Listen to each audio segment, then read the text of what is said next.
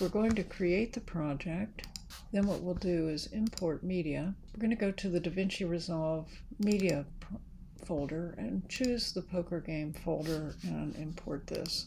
Notice that when I imported it, it actually had a sequence inside of the folder, so it created a sequence for us. So what I've done is shorten the project a little bit to prepare it for the exporting the XML to reduce the file size.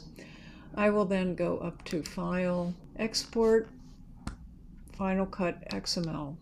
I'm going to File, Export, Final Cut Pro XML. I'm going to give this a name, which I want to put it in my DR Exports folder. I'm going to call it Poker from Premiere and save. Notice it's Poker from Premiere.xml. We don't want, and it's a Final Cut Pro XML, and we're saving it. Okay, that is now exported. So I will save my project. We'll close the project and quit Premiere Pro. We're finished with Premiere for the moment, and yes.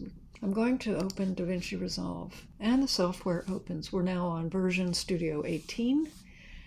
This will be relevant to upgrades on the versions. I'm going to go to an untitled project. Notice it always gives you a cache location update error message, and I will say, okay, I'm going to reset this once I get into the settings. So the first thing I want to do to correct that is say Preferences.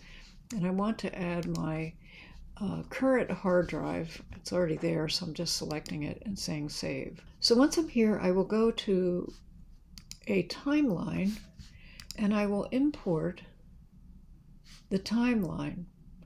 This is Import Timeline. I'm going to import the timeline. I'm going to select that timeline from my Exports folder, and this is the timeline. So I will open this.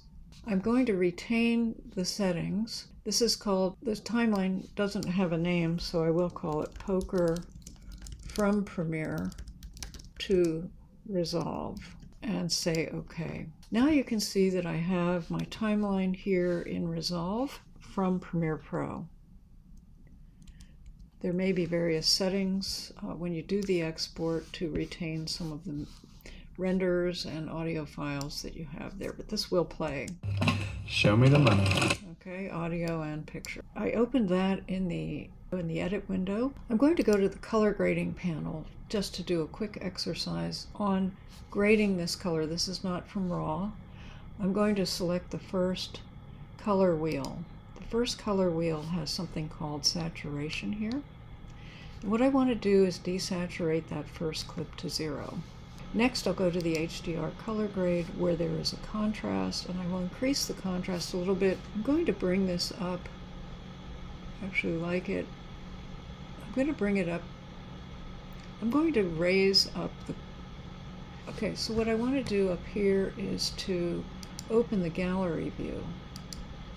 And I'm going to right-click on this and grab a still frame, which it puts there. Now I do that because I might want to have various grades that I pick from this. Say, for example, from here I might want to have a different grade. But anyway, what I want to do is to apply this grade to all of these clips. So I'm going to hold the Shift key, select all, and go up here, right-click, and say Apply the grade. Now all of these clips have that color grade on it. Looks a little bit extreme there. I can back off of that a little bit if I want to with the contrast. Let's see how this looks. That's a little bit hot as well.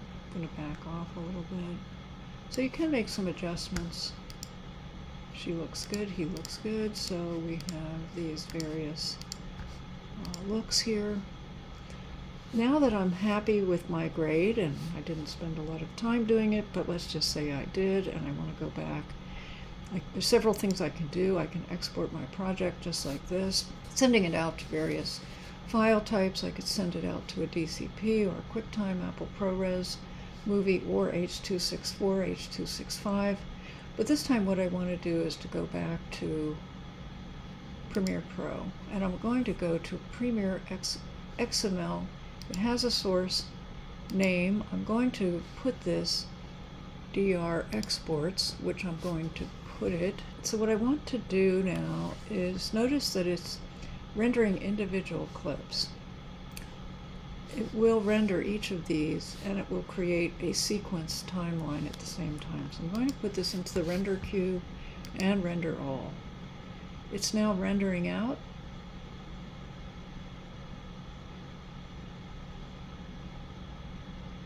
And that's done. So I will save the project, give it a name,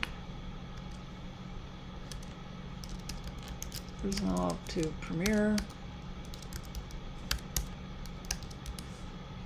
Oh, okay, that already exists.